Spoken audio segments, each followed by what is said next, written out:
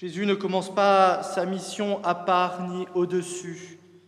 Il commence parmi les hommes. Comme à la crèche où le signe donné au berger était un enfant ordinaire, un nouveau-né emmailloté, couché dans une mangeoire. Dieu est là, au milieu des hommes, et rien ne l'impose. Jean-Baptiste pourtant résiste. Le texte nous dit qu'il veut l'en empêcher. Il vient résister à baptiser Jésus. C'est lui qui doit être baptisé par Jésus. Et Jésus lui répond simplement « Laisse faire pour le moment ». Il n'explique pas, il ne justifie pas, laisse faire pour le moment. Il demande que Jean-Baptiste consente à la manière dont il veut faire les choses. Il nous demande que l'on consente à la manière dont Dieu veut agir avec nous. Cette parole laisse faire pour le moment vaut pour Jean autant qu'elle vaut pour nous aussi. Dieu demande que nous le laissions faire. Comme Jésus le dira plus tard à ses disciples au lavement des pieds, « Comprenez-vous ce que je viens de faire ?»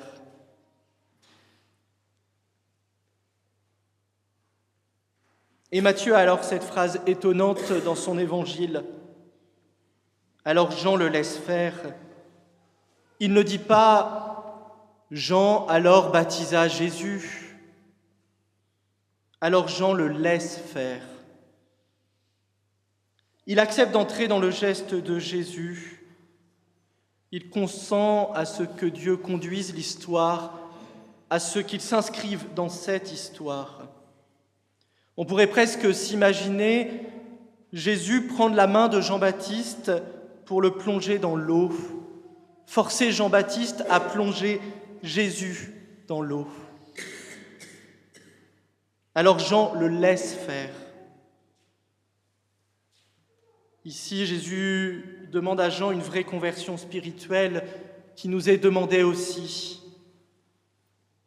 Passer de l'action, de ce que nous voulons faire, à l'accueil de l'action de Dieu, du contrôle à la confiance, de se laisser façonner par celui qui veut nous faire faire.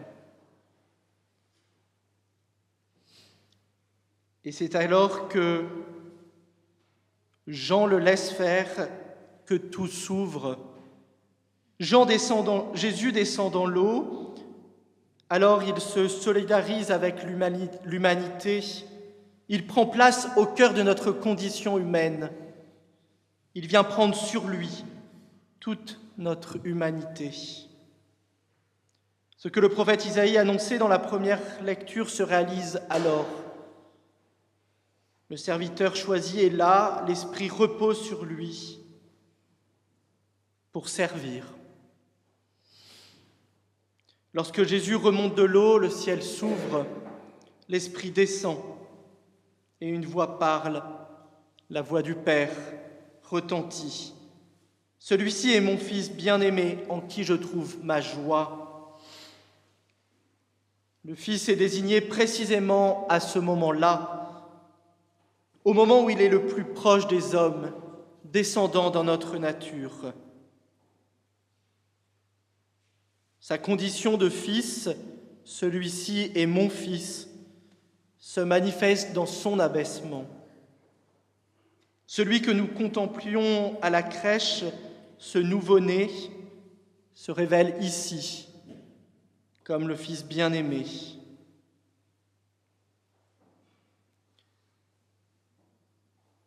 La seconde lecture, tirée des Actes des Apôtres, nous donne le fruit de cette désignation, nous donne le fruit de ce commencement au baptême. Pierre y résume toute la vie de Jésus. Après le baptême proclamé par Jean, Jésus, rempli de l'Esprit Saint, passa en faisant le bien et en guérissant tous ceux qui étaient sous le pouvoir du mal. Autrement dit, le baptême n'est pas une fin, il est un commencement, il est l'onction qui envoie en mission. Aujourd'hui, en fêtant le baptême de Jésus, nous célébrons cette mission salvifique de Jésus. Nous regardons le commencement de cette mission et nous apprenons à accueillir Dieu qui vient passer au milieu de nous. Et Pierre comprend quelque chose de décisif. Ce salut manifesté au milieu du peuple juif n'est pas réservé à quelques-uns. Dieu ne fait pas exception des personnes dans toute nation. Celui qui craint Dieu et pratique la justice lui est agréable. Contempler aujourd'hui le baptême de Jésus, ce n'est pas seulement regarder un événement passé, c'est entendre un appel pour aujourd'hui. Comme Jean, il nous est demandé de laisser faire Dieu, d'accepter ses chemins, même quand ils déconcertent. Comme Jésus, il nous est demandé de prendre place au milieu des hommes, sans nous mettre à part, sans chercher à nous distinguer, mais en laissant l'Esprit nous conduire. Alors oui, nous pouvons peut-être faire un parallèle avec notre baptême. Notre baptême nous a plongés dans ce même mystère, être fils dans le Fils, et à notre mesure, passer dans ce monde en faisant le bien. Que cette fête, frères et sœurs, ravive en nous la confiance en Dieu, l'abandon à sa volonté et le désir de laisser Dieu accomplir en nous son œuvre.